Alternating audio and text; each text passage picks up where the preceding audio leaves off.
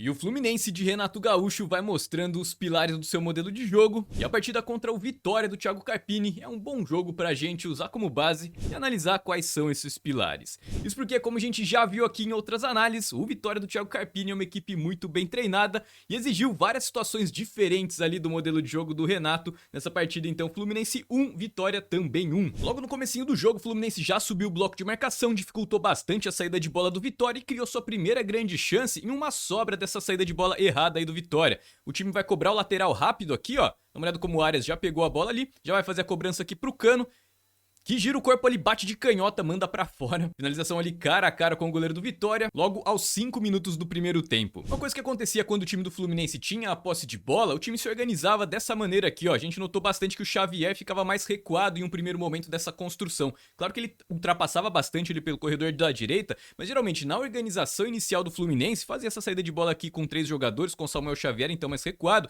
e o René atacava um pouco mais nesse posicionamento inicial. Os dois volantes aqui mais fechados pelo corredor central, e o Vitória, por sua vez, veio naquele desenho defensivo tradicional do time, pelo menos que tem sido mais utilizado nas últimas partidas. A gente viu aqui na análise contra o Flamengo. O time se organiza aqui fazendo uma linha de 4 defensores, que não tá aparecendo na imagem, mas você pode confiar que tem 4 defensores aqui. Uma linha com 3 jogadores, com o volante mais recuado aqui. Começou jogando o Hiller, depois teve uma alteração no time do Vitória, mas calma que a gente já vai chegar lá. Os dois pontas recuam, fechando os lados desse volante. Jogou aqui pela direita o Eric, lá pela esquerda o Gustavo Silva. E os outros dois meio-campistas, eles ficam mais adiantados aqui. Faz parte então do sistema de jogo de marcação aí do Thiago Carpini em bloco médio, bloco baixo. E o Janderson faz a ponta então desse triângulo ali, sendo o centroavante, que ele é muito responsável por fazer as saídas em velocidade quando o Vitória consegue recuperar a posse de bola. O Vitória optou então por fazer um bloco mais baixo, bloco médio, não subiu muito as linhas, mantinha mais organização, bastante compactação, fazendo esse triângulo e sempre tentando manter a bola coberta. Então toda vez que o Fluminense tentava circular aqui no campo de ataque, dá uma olhada como essa bola vai chegar aqui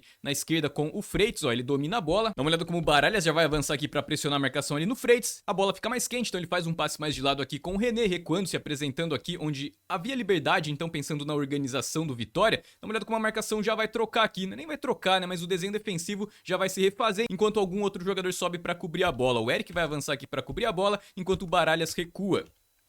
E com isso, então, o Vitória vai mantendo sempre a bola coberta, mas também fechando a progressão da jogada. Pode dar uma olhada aqui, as linhas de passe para fazer a infiltração, que é a jogada que o Fluminense mais procura. Em especial, eu acredito que essa vai ser uma das grandes forças do Fluminense do Renato Gaúcho. Isso porque o Grêmio de Renato Gaúcho era assim, outras versões do Fluminense de Renato Gaúcho também eram assim. O Renato Gaúcho tenta sempre priorizar esse modelo mais de posse de bola, procurar essas aproximações, trocas de passe, infiltração por dentro do bloco. E agora, novamente, perceba como o Eric vai recuar aqui e, de novo, o Baralhas vai avançar para pressionar a bola. Então, o Vitória tem essa preocupação, né? Não deixar muita liberdade, parece que o time tente baixar suas linhas para fechar os espaços pelo corredor central, o time tenta sempre manter a bola coberta. E agora aqui é o Mateuzinho, né, que fazia dessa linha de 3, ele fechava aqui pelo lado, é ele que vai avançar. O Mateuzinho é uma espécie de coringa aí do Carpini, né, jogou em várias posições nessa partida inclusive. O Baralhas vai recuar, o Mateuzinho vai avançar aqui, sempre mantendo a bola coberta, deixando a bola um pouco mais quente ali pro portador da bola, mas em especial dá uma olhada na jogada que o Fluminense vai tentar, jogada de corredor lateral. Então esse triângulo, assim como o Vitória havia feito contra o Flamengo, povoa ali o corredor central, convida o seu adversário a jogar pelos lados do campo, mas também jogadas de profundidade, ou seja, tentando usar essa liberdade ali na origem da jogada para buscar as costas da defesa. Por isso que muitas vezes a gente não vê a linha defensiva do Vitória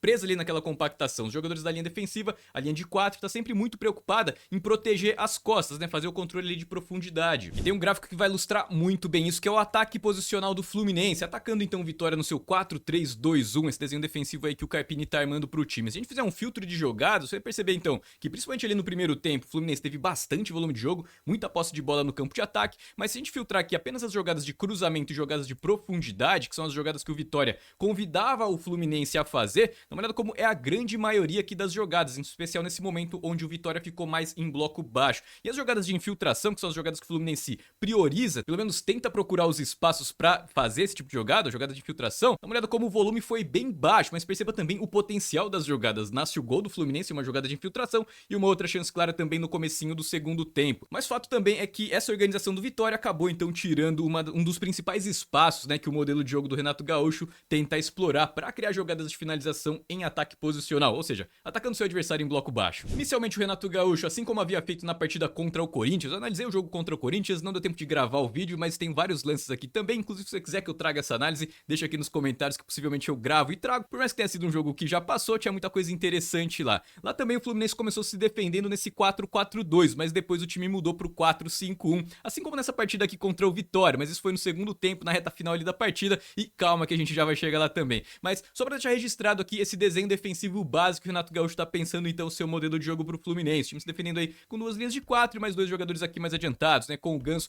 fazendo aqui a dupla de ataque, né, colocar entre aspas, aqui junto com o Cano. E o gol do Fluminense nasceu aos 38 do primeiro tempo em uma das poucas jogadas de infiltração que o time conseguiu espaço, e vai ser muito importante aqui a movimentação de um jogador aqui pela direita, que como a gente viu lá no começo da análise, é um dos jogadores que acabava encontrando mais liberdade, não tinha muito encaixe de marcação bem definido ali pra cima dele, porque ele jogava em uma região do campo onde o desenho defensivo do Vitória não cobria, né, não tinha nenhum jogador lá, que é justamente o Samuel Xavier, que tá se mandando aqui pela direita. Então o Fluminense vai em um primeiro momento trocar passes aqui, atrai até relativamente ali o Mateuzinho, né, o primeiro combate então do Vitória. O Samuel Xavier vai ter espaço aqui pra receber essa bola, ele vai conduzindo, prende ali um pouquinho, dá um tapa pra trás pro Martinelli e ele já vai se projetar pra dentro do bloco. E essa decisão aqui acaba sendo determinante para que o Fluminense consiga espaço pra fazer uma das poucas infiltrações que conseguiu fazer e fazer o seu gol. Então dá uma olhada aqui na movimentação do Samuel Xavier, ó, já se mandando aqui pra dentro do bloco. Em um primeiro momento, o Martinelli tenta conectar aqui com o Hércules, né, que também tava ali infiltrado. A bola sobra aqui na direita com o Ares. Agora dá uma olhada como a cobertura de marcação aqui funciona. A gente tem aqui o Jamerson, né, fazendo a cobertura aqui da bola. Pensando naquela linha de 3 do Vitória, o Hiller, né, que seria o jogador volante mais centralizado ali, ele tá aqui fazendo a cobertura aqui do Jamerson, mas ninguém tá marcando aqui o Samuel Xavier, ele que vai ficar livre aqui por um bom tempo, ó.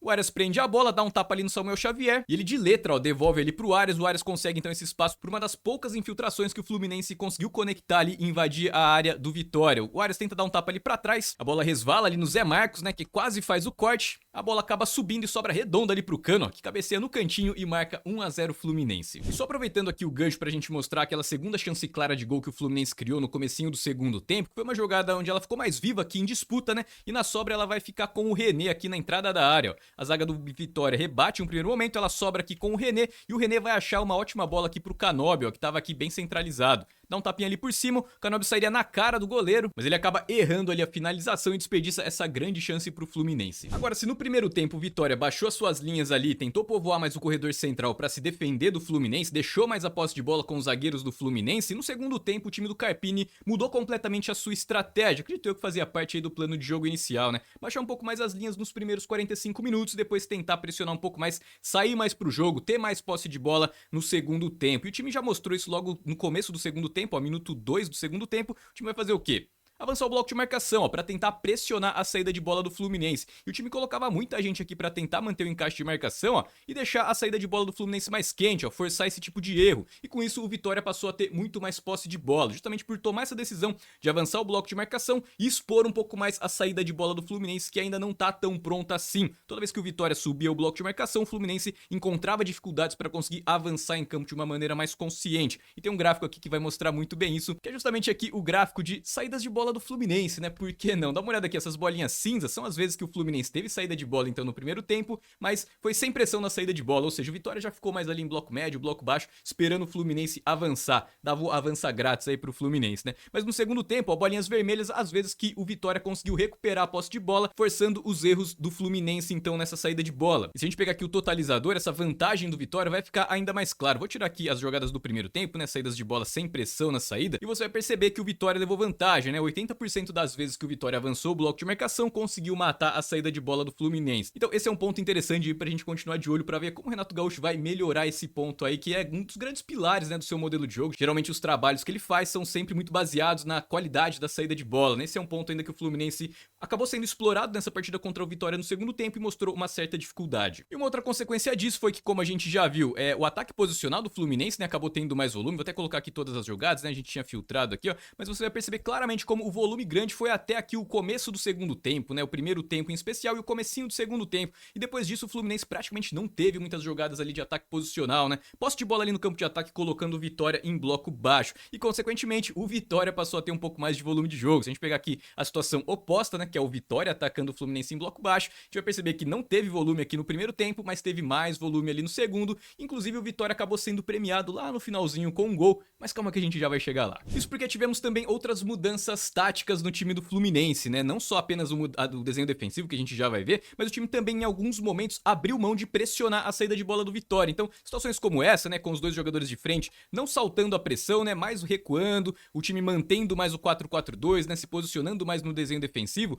passaram a ser um pouco mais frequentes. Então o Fluminense passou a marcar mais bloco médio, bloco baixo em alguns momentos. Não é que o time abriu mão completamente de pressionar saídas de bola. Principalmente quando o time tinha atacado, era um tiro de meta do Vitória, o time avançava o bloco de marcação. Mas claramente, se a gente comparar primeiro e segundo tempo, o Fluminense adotou uma postura um pouco mais reativa no segundo, né, sendo mais seletivo nos momentos de subir o bloco de marcação. Isso também contribuiu para que o Vitória tivesse mais volume de jogo no campo de ataque. E aqui um ponto que eu vou continuar de olho também para ver se faz parte do modelo de jogo do Renato ou se foi uma questão mais conjuntural ali dessa partida. Isso porque o time em alguns momentos ficou bem em bloco baixo, né, bem recuado ali. E uma coisa que eu notei foi que essa linha de 4 aqui, ó, ela acabava ficando um pouco mais espaçada, né, com os pontas bem abertos. Claro que o Vitória ataca com bastante amplitude, né, o time geralmente tem uma organização ofensiva sempre mantendo ali dois jogadores bem abertos, isso acaba favorecendo com que os pontas acabem sendo atraídos aqui pelo lado. Mas isso acaba gerando muita liberdade aqui nessa região, né, no corredor central, porque o Fluminense acabava ficando apenas com os dois volantes, os dois jogadores mais de frente aqui apenas ali fechando espaço, servindo mais de desafogo, mais pegada de marcação mesmo acaba ficando com dois jogadores, né? O time do Fluminense, por exemplo, não mantém aqui a linha mais fechada ou desloca toda a linha aqui pro lado em caso de jogada de corredor lateral. Mas aí aos 30 do segundo tempo, o Renato mudou o desenho defensivo da equipe, assim como ele havia feito na partida contra o Corinthians. Lá o time também mudou pro 4-5-1, então ele tira um dos jogadores de frente, no caso que ele tirou o Ganso, colocou um meio-campista mais de pegada de marcação, então ele faz essa linha com 5 aqui. Ele continua abrindo os pontas bastante, mas coloca 3 meio-campistas aqui para povoar mais ali o corredor central, protege um pouco melhor e tenta dar um pouco mais de sustentação para a posse de bola quando o time do Fluminense recupera, consegue manter mais a posse de bola ali. Agora, definitivamente, quando o time tá em 4-5-1, assim como havia acontecido na partida contra o Corinthians, o time oferece muita liberdade na origem da jogada, então claramente a proposta é se defender, não é nem armar os contra-ataques, não é nem tentar empurrar o adversário para trás, é puramente fechar as linhas de passe mesmo para as infiltrações e proteger das jogadas de lado de campo, porque os pontos ficam mais abertos mesmo e você não entrega ali o corredor central. Então com isso o Vitória passou a circular muito a bola. O Vitória também acabou encontrando algumas dificuldades, né? Não é fácil atacar uma equipe que tá no 4-5-1, linhas baixas, bastante pegada de marcação, mas definitivamente teve essa mudança de perfil no segundo tempo, né? A gente passou a ver mais o Vitória com a posse de bola explorando essas liberdades ali que o próprio desenho defensivo do Fluminense ofereceu, tanto o 4-4-2 quanto o 4-5-1. E o Fluminense até teve a chance de ampliar o placar enquanto o Vitória ainda não tinha empatado o jogo. Nesse momento ainda tava 1-0 Fluminense, o time cobra uma falta aqui rápida, né? Faz uma reposição rápida, a marcação tava desencaixada, o Arias sai completamente livre ali na cara do goleiro, mas na minha visão ele acaba tirando muito a velocidade da jogada, né? Ele demora pra esticar essa bola e fazer a finalização. Isso vai dar tempo aqui da recomposição, por mais que ele esteja bem à frente aqui dos jogadores do Vitória, na maneira como ele acaba prendendo um pouco ali a posse de bola, não acelera muito o lance, né? E depois ele acaba ali caindo, né? Teve um puxão na camisa dele, pede o pênalti, o juiz manda seguir, o VAR não chamou pra revisão. Caso você não tenha visto o lance, só pra você não ficar curioso aí, ó, dá uma olhada no puxão de camisa ali do Arias, né? Esse foi o puxão aqui, ó. Não sei se foi um puxão que teve tanta intensidade assim pra derrubar ele, né? Se você pegar a sua própria camiseta e puxar nessa magnitude aqui, você vai perceber que não é um puxão muito forte, né? Que seria suficiente pra deslocar um cara aí, um jogador de futebol profissional, né? De qualquer maneira, na minha visão, acho que o Arias acabou perdendo o timing da finalização. Claro que é aquilo que eu sempre falo, né? A opinião do árbitro é a única que importa. Independentemente disso, foi uma grande chance aí que o Arias acabou desperdiçando por não acelerar a jogada pra fazer a finalização, enquanto a recomposição ainda não tinha funcionado. Mas deixa aí nos comentários que eu quero saber se você acha que esse tipo de puxão é pênalti ou não. De qualquer maneira, acabou custando caro pro Fluminense, porque aos 44 do segundo tempo, o Vitória vai fazer o gol do empate. Uma jogada onde o Lucas Braga já tinha entrado, ele vai trazer essa bola aqui pra dentro, em um primeiro momento escapando de dois jogadores, ó, mas ele vai acabar escapando do terceiro, nesse momento já tinha entrado o Thiago Santos aqui. Tem um bate-rebate, depois eu vou pegar um outro lance ali pra você ver, como o Thiago Santos acaba tomando uma caneta, mas não foi uma caneta do Lucas Braga, foi do próprio jogador do Fluminense ali, que na bola resvalada tenta fazer o corte e ela sobra pro Lucas Braga. De qualquer maneira, nesse momento, acho que existe uma tomada de decisão errada aqui do René. Por mais que, claro, teve o problema aqui de falta de pegada de marcação, né? 3 jogadores não conseguiram parar a arrancada ali do Lucas Braga trazendo essa bola pra dentro, mas nesse momento, se o René tivesse segurado aqui a linha defensiva, protegido mais a profundidade, ou protegido que essa bola chegasse aqui aberta na direita, o Lucas Braga não conseguiria achar esse passe, mas perceba como o René vai avançar aqui pra pressionar.